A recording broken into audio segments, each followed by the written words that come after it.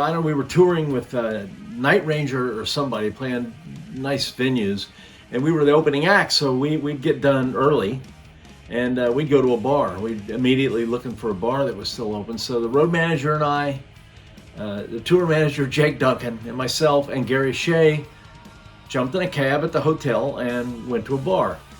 And I didn't see Yngwie at the hotel.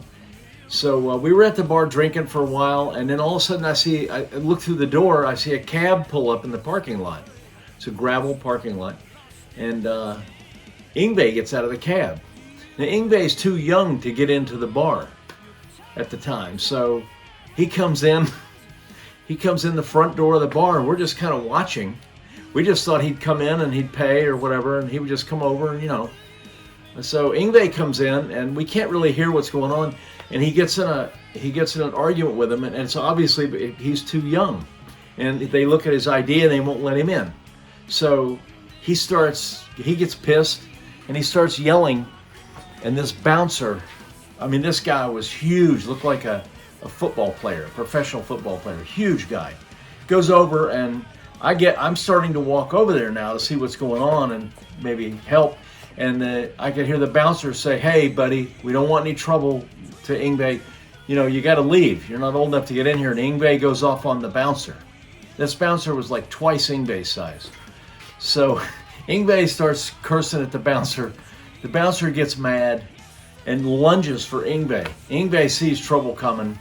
He turns around to run. The bouncer reaches out to grab Yngwie by the collar, and he got hold of a whole handful of Yngwie's jewelry. Yngwie had on a lot of jewelry.